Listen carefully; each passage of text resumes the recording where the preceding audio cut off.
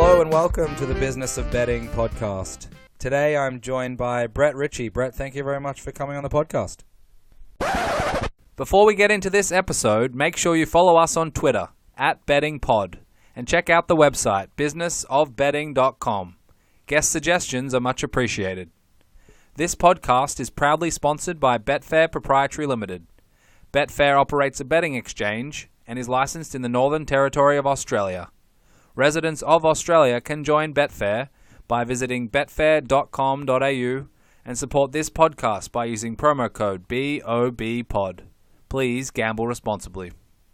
So thank you for listening, and I hope you enjoy this episode of the Business of Betting podcast.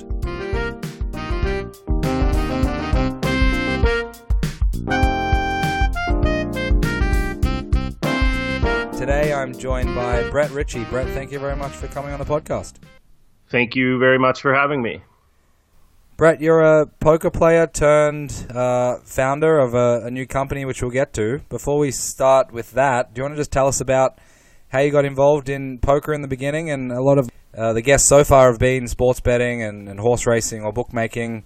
So tell us how one gets started in the poker world. Yeah, no problem. I was going to college in the early 2000s, right around when the poker boom started in Massachusetts.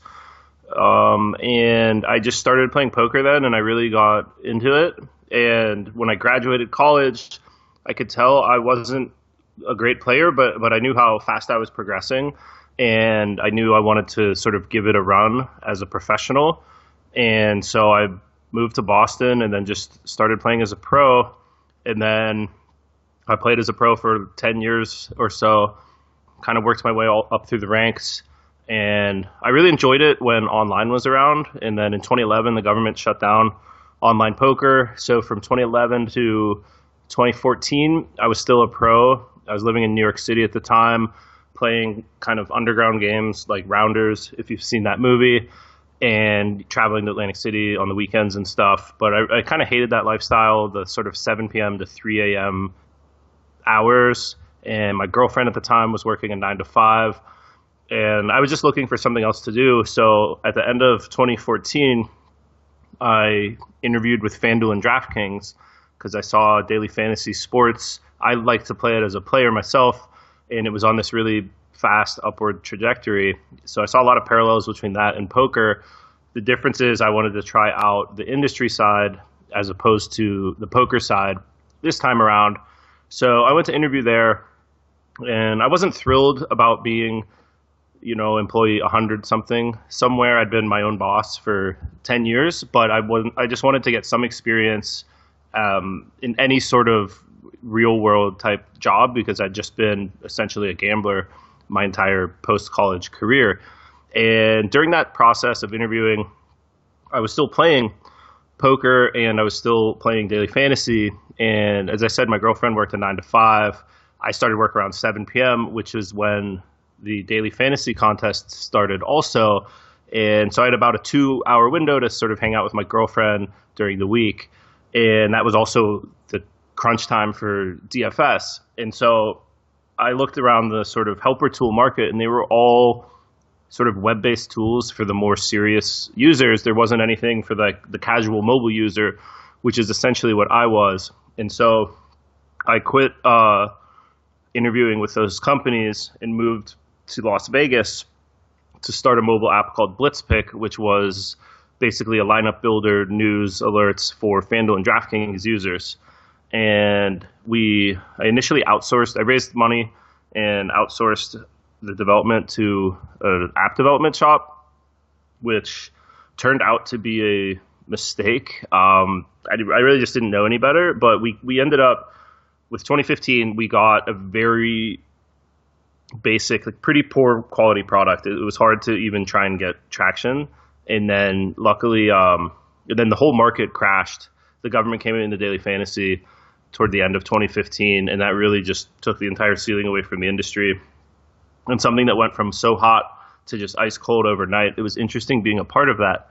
And we then luckily built out our own team, came back for the 2016 NFL season, we threw out everything the app shop did, and our internal team built a product that was pretty cool. It worked well, but again, that market just wasn't exciting anymore. And the entire reason I started the company back at the start of 2015 was because I was convinced sports betting was going to become legalized in the US within the next 5 or so years, by 2020 or so. And I wanted to be positioned there because I'd seen what happened in poker. The people that were in there early made a killing, and so I wanted to get in a good position for legalized sports betting in the US.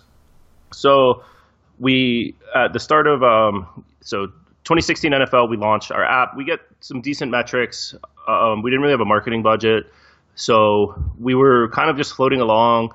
And then at the start of 2017, the options were, do we continue to try and fight it out in a pretty saturated DFS space with no upside, or look elsewhere? And then at the same time, I looked at the sort of blockchain and crypto markets, which were just about to take off, and there was a lot of excitement and momentum there. So we decided to just go straight to the blockchain and build the sportsbook aggregator that we always wanted to build without waiting for the law to change in the US. And so the first half of 2017 was essentially educating ourselves on blockchain technology, having our developers learn how to code in Solidity, looking at the entire marketplace, figuring out how my original vision fit into this blockchain world and how we can use blockchain technology to enhance the sports bettor's experience. And then the second half of 2017 was essentially preparing for an ICO, which we did in the first quarter of 2018 to raise capital to fund the project. And since then, we've launched our beta. We've launched our sort of main blockchain-powered tool so far, which is recording predictions to the Ethereum blockchain, timestamped against true market odds. And we have a lot more coming soon. So, wow, that's a lot. It's a lot to digest, but it's very interesting. Can you take me back to Brett, the college kid, and I guess looking back now as a young person getting involved in poker? And I think a lot of people listening and a lot of people out there have played poker before, whether it's on the weekends or at, weekly games, whatever it might be, and aren't professionals, haven't spent 10 years as a pro doing it. What do you think helped you succeed in those early years? Well, I think one thing is kind of nobody knew what they were doing. So it was just who figured it out faster, and there were less pros out there. It was so new. So a lot of the players were just more recreational guys. And I think it just exploded so fast that there was just a big opportunity. And then I think the last thing is I just have like a natural inclination toward poker. I think it just fits in line with my skill set. And so both between working hard and then just being naturally inclined to the game, it put me in a good position. And do you think that's a general trend? A lot of people who were teenagers or in their early 20s that took it on and were relatively successful were sort of hardwired and had the right tools naturally to be able to succeed, and then maybe there was some luck or maybe there was some circumstance and factors and they didn't want to work in finance necessarily or something like that, and then they took the poker route and became successful. Do you think that's one of the main components? I think, yeah, for sure that's one of the main components. Like how you said about they didn't want to take the traditional route. If you look at kind of everything I've been in, it's been more on the fringe. Poker, daily fantasy, crypto, sports betting, they're not necessarily accepted by mainstream society as much. It's getting better, but I've sort of always liked these sort of, I don't want to say cutting edge, but kind of on the outlier industries I find pretty fascinating, filled with just a lot of unique people. And then honestly, one of the main things that has helped people like myself and other people in poker is just running hot early. Like there's plenty of people that are probably would have been very good poker players if they won. They might have lost the first 10 times they played and they're like, okay, screw that game's not for me. Whereas the guy that won the first 10 times falls in love with the game and they both have an equal skill set or something, and the other guy goes down a completely different path. So I think luck plays a huge role, especially at the early stages of finding out if it's something you want to do or not. If you just lose a lot early on in playing a game, it's much less likely that you're going to enjoy it as opposed to if you win early on. Yeah, absolutely. What about the sitting at a table for 10 hours or 10 hours, 10 days in a row? That's what the perception is from the outside. And even in the online era and the online boom, having multiple hands at multiple tables online people have probably seen those multiple screen scenarios. Is that a key element to be able to do that, grind it out hour after hour? I think it depends on the person. I played more in the high stakes where I was more of like a 2 to 4 table kind of guy. I know some people play like 20 tables at once. That to me was very difficult to do, to just grind that many tables. It was very draining and pretty miserable, but other people really liked it, and they just had their sort of HUD, basically like a computer script sort of telling you what each player's tendencies are, and they were good at analyzing that easily. And just by putting in the volume, like they say about poker, it's a hard way to earn an easy living. So it's definitely can be a grind at times. The one thing I really liked about online, I was mostly a cash player.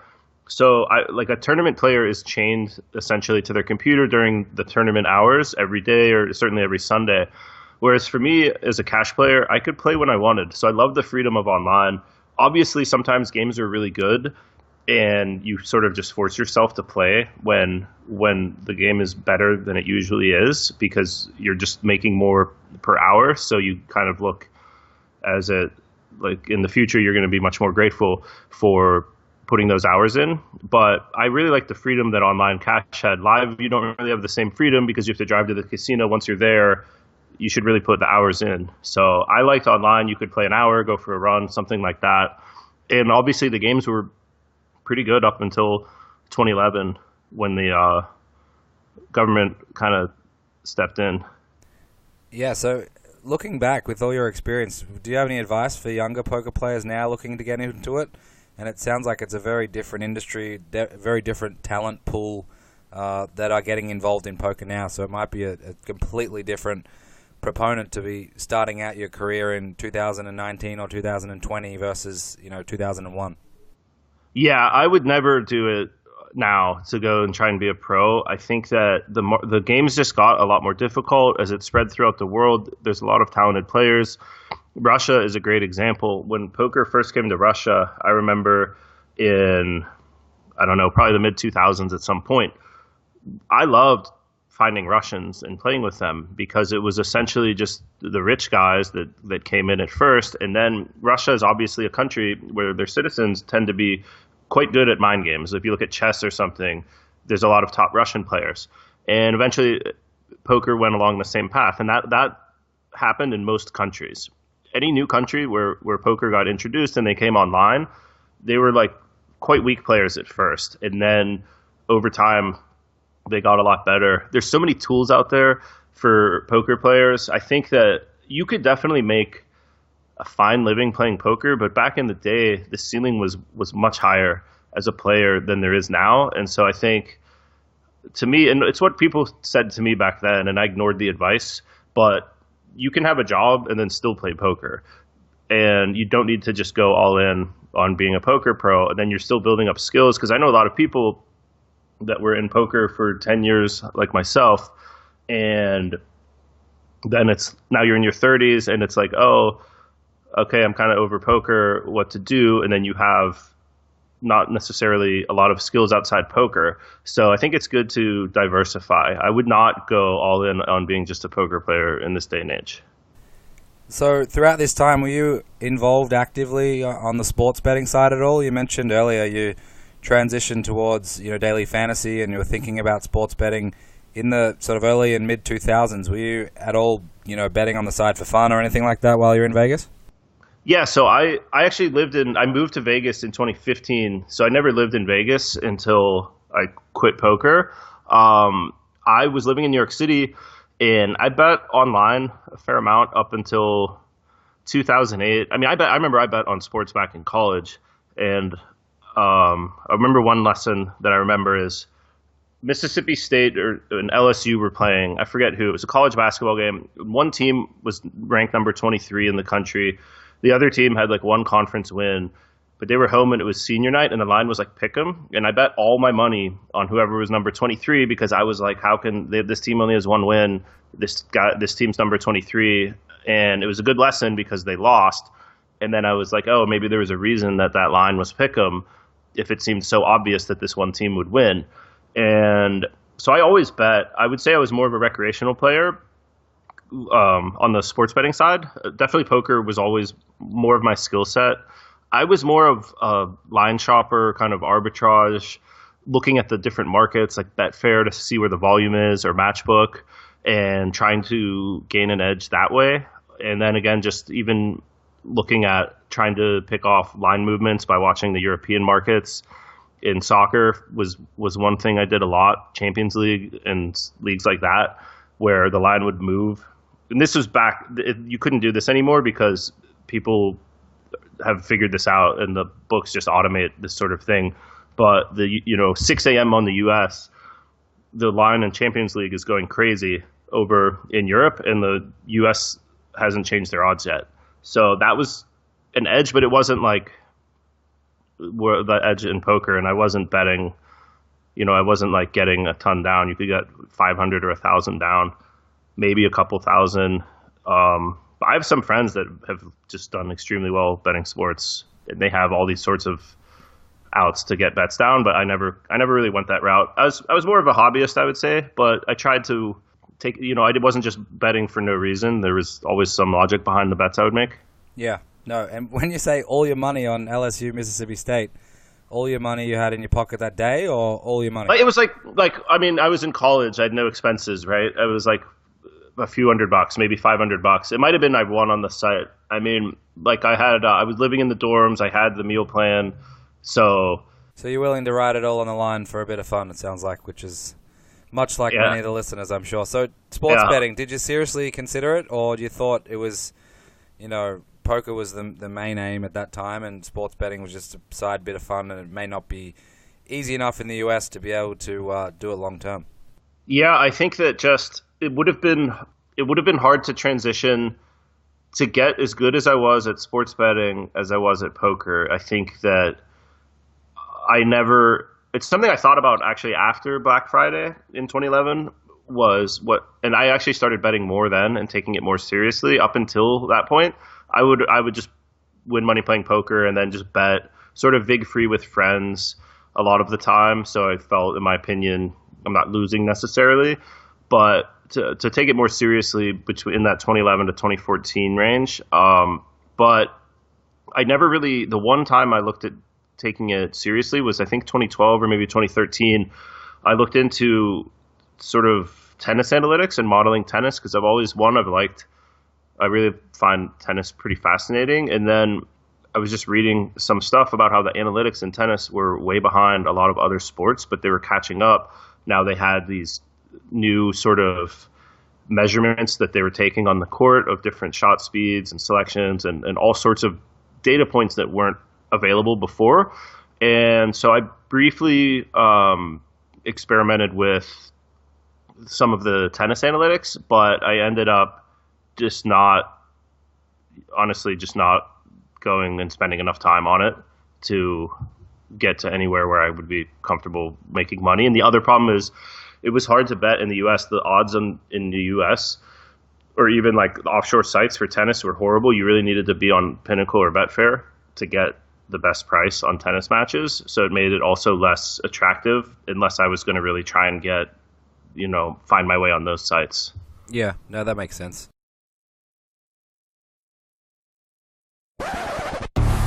The Betfair exchange isn't a house that sets the odds.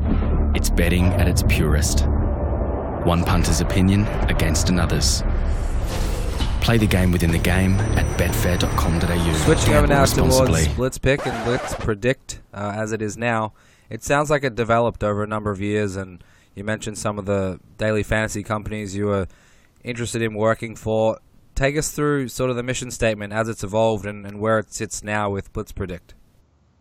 Yeah, so essentially on BlitzPick, we wanted the casual mobile user was our target. Essentially let them compete with the pros, with the guys spending hours a day on their computer. Let someone come on our mobile app and in 5 minutes, not necessarily saying that you're going to be equal to or better than them, but you'll have a much better chance against them than you would if you just did it on your own. And essentially kind of like a central hub for your daily fantasy news and lineups just in your pocket. And with BlitzPredict, our goal is really just providing information and tools for sports bettors and aggregating the entire marketplace. We want to be the central hub for the sports bettor.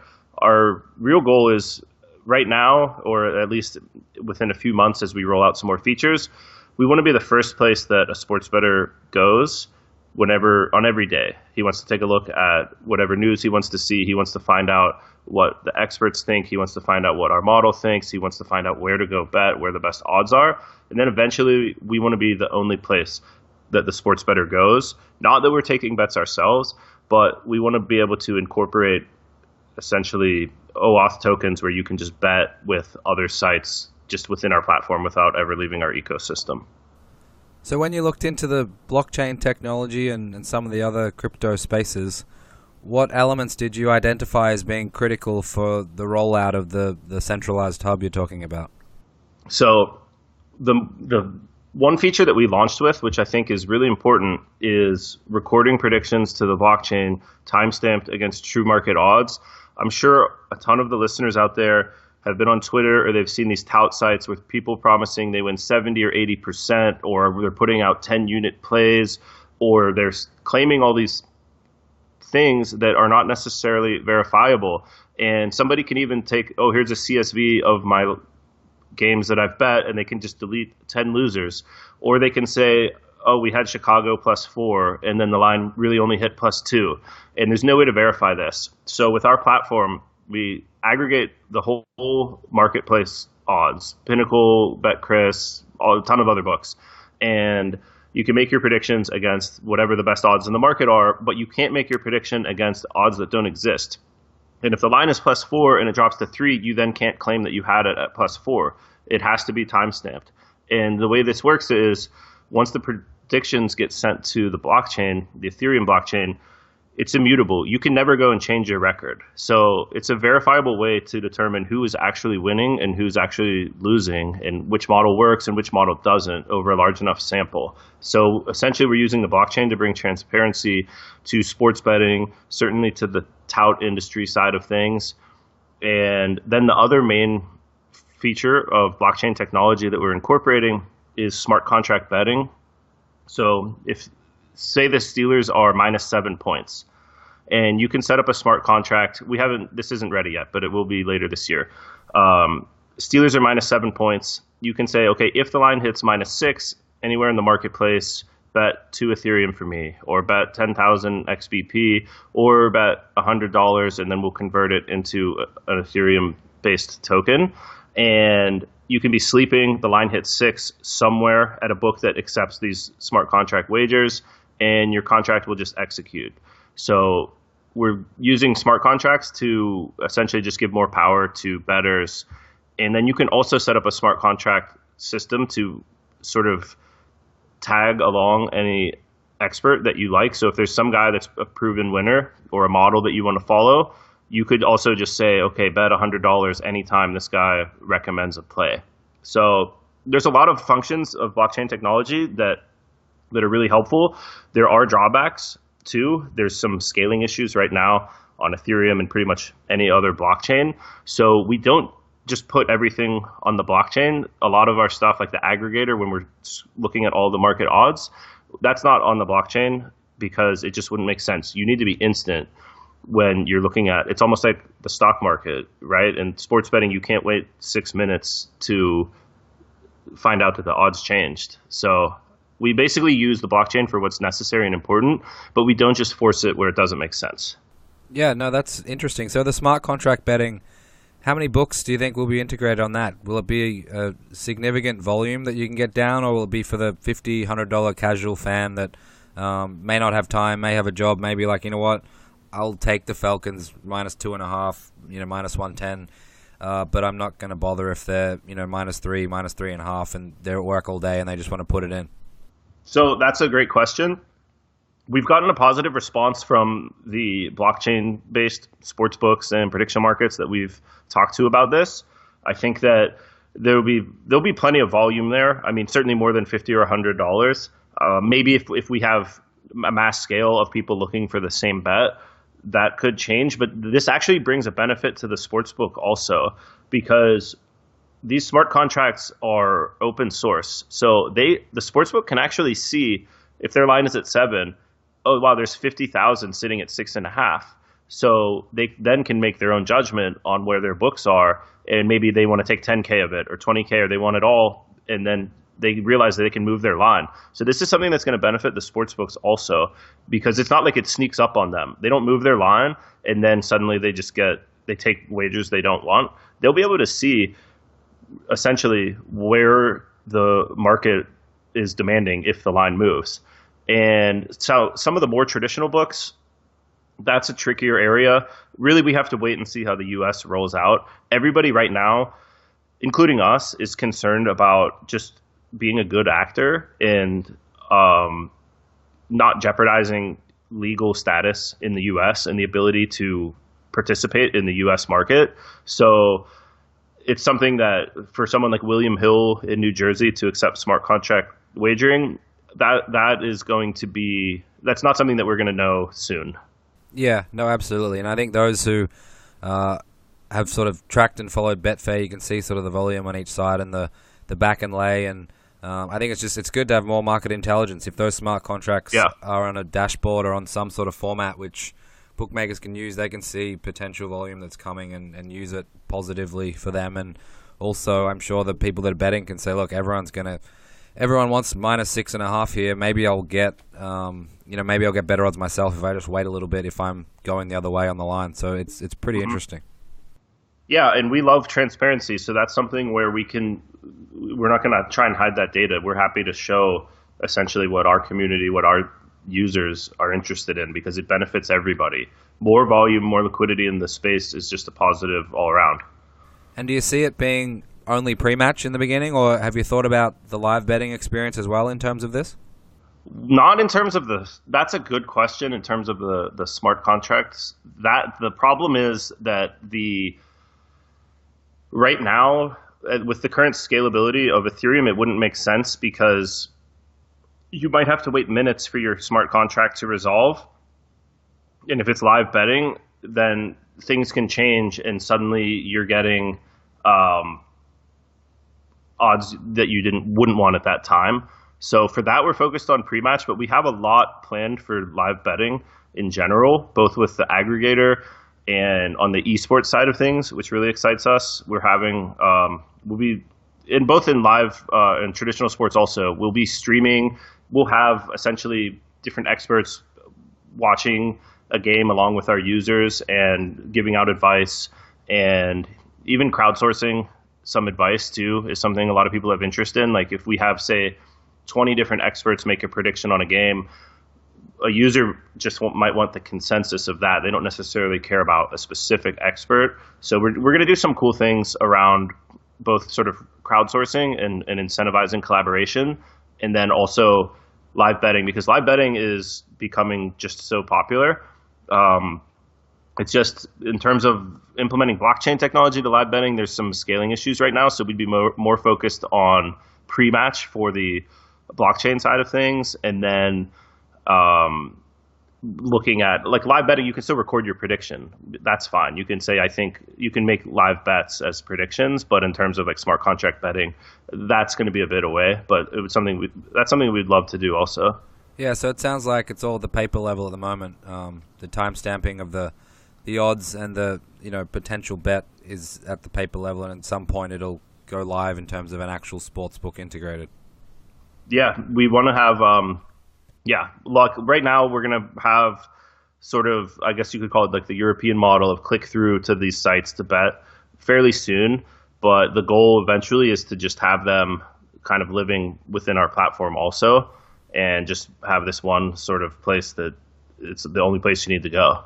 Yeah, no, that makes sense. What about building models? A lot of people I talk to struggle with it potentially if they've been doing it a long time and want to basically take their process, which might be manual, might be some sort of gut feeling, or not even gut feeling, but years of analysis and expertise and experience they've had, and they just intuitively know what they're doing, or even subconsciously come to the right outcome more than they don't.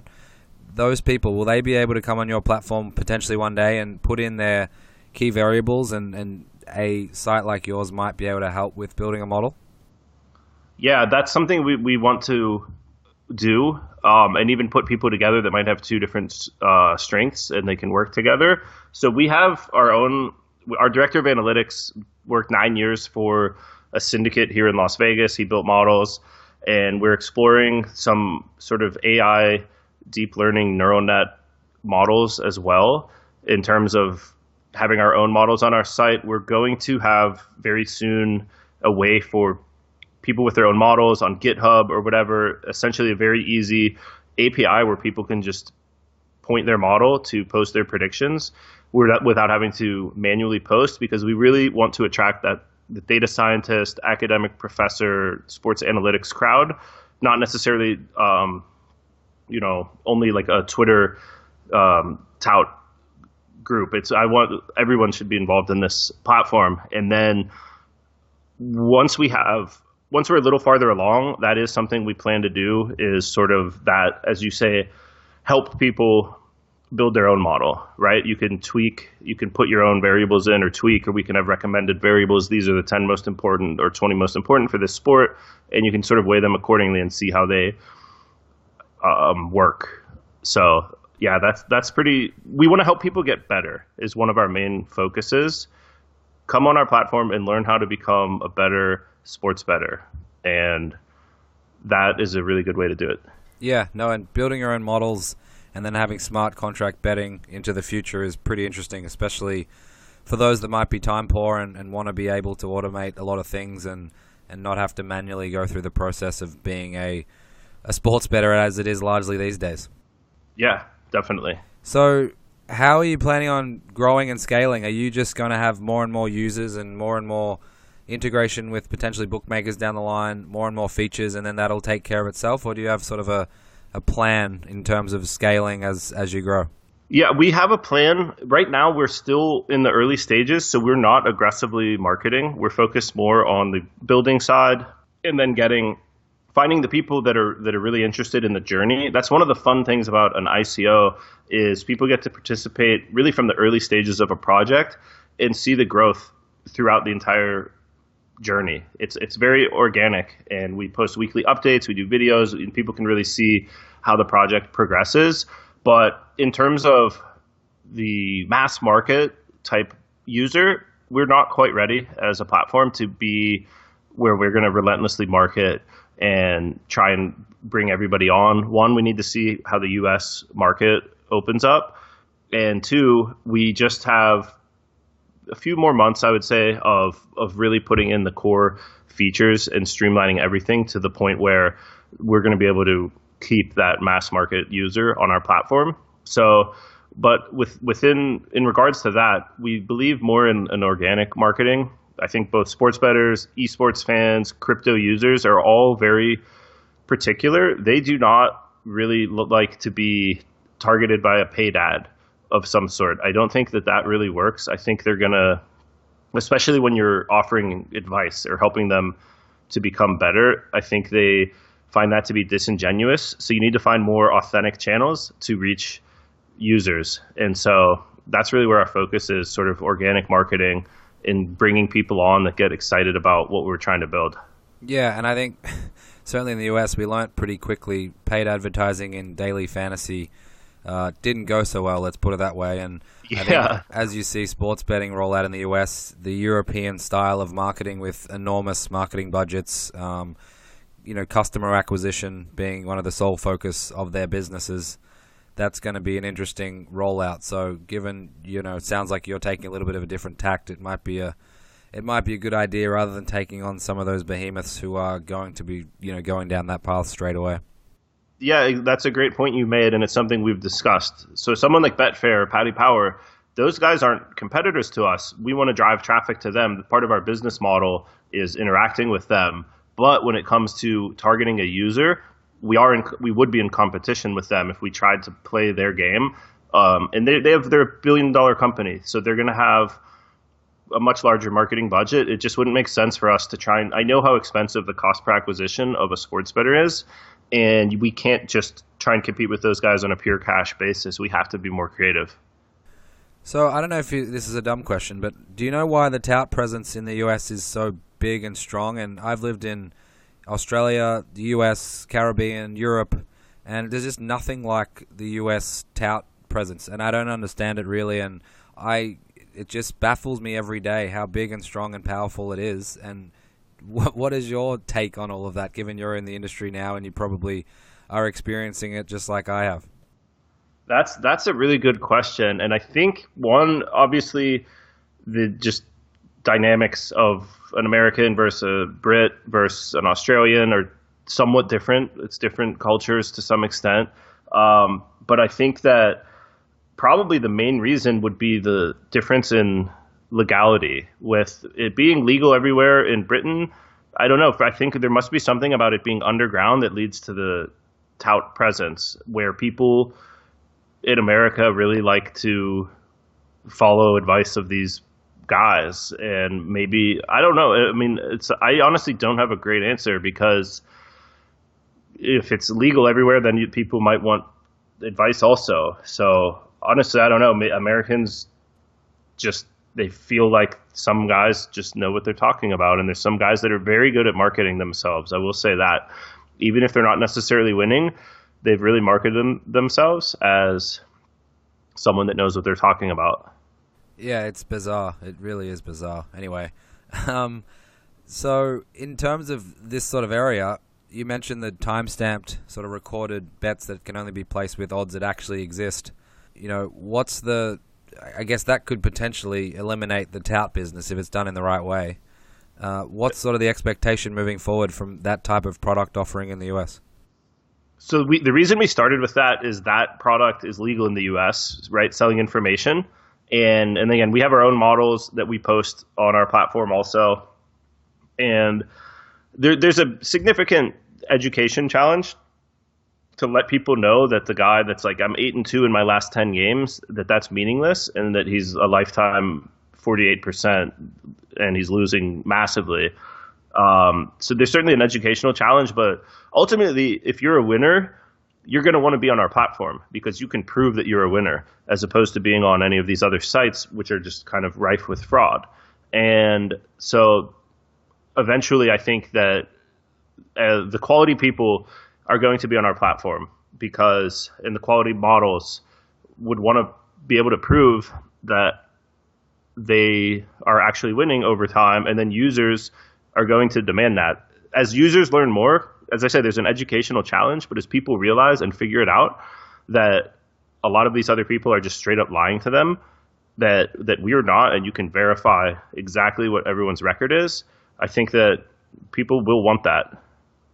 Yeah, absolutely. No, I have no doubt about that. So tell me about the World Cup project you had going on, and what were some of the challenges you found with that, if any?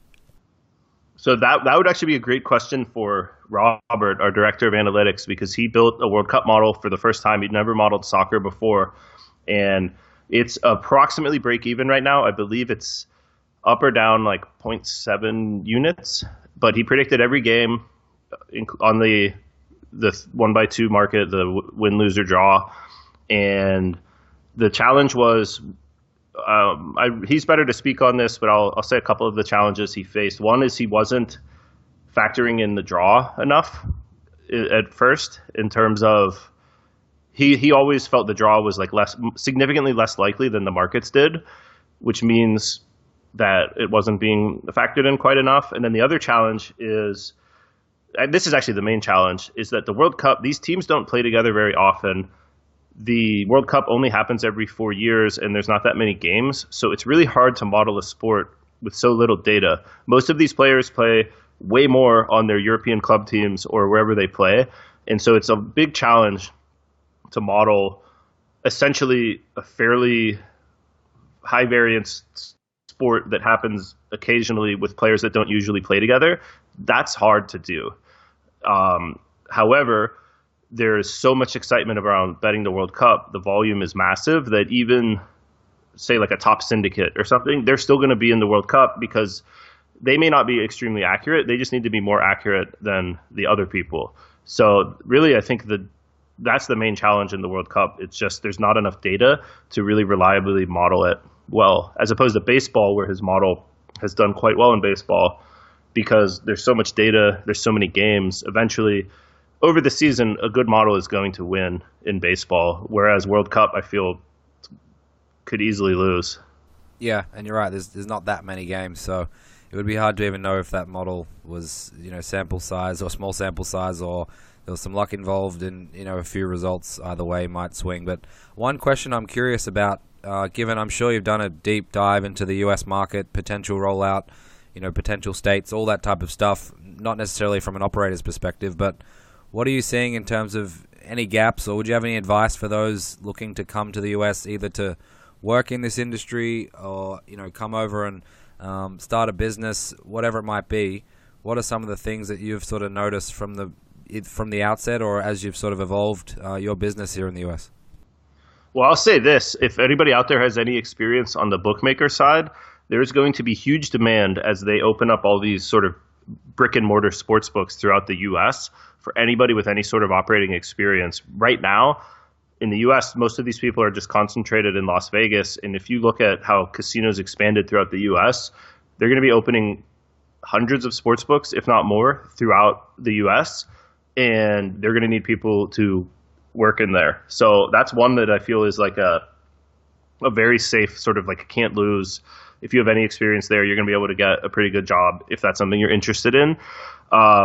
Another thing is it's going to be competitive. Obviously, on the casino side, I would not, unless you're already an established player as a sports book, I would not even bother trying to get involved. I think it's going to be one of these areas where the established sort of Las Vegas companies, and then even the Paddy Power, Betfair, who have a significant assets of American companies and have already been working in New Jersey.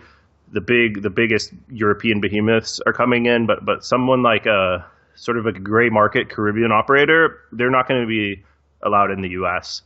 And so I think that the area to focus on more, instead of the casino side, is more the area we're in, the affiliate content news tools side, which is competitive. It's quite competitive. There's a lot of people out there doing similar things to what we're doing, but to me, it's like much less competitive than something like trying to be the house, because you're just up against multiple billion-dollar companies that are already established and have government ties, and you'll probably just get shut out.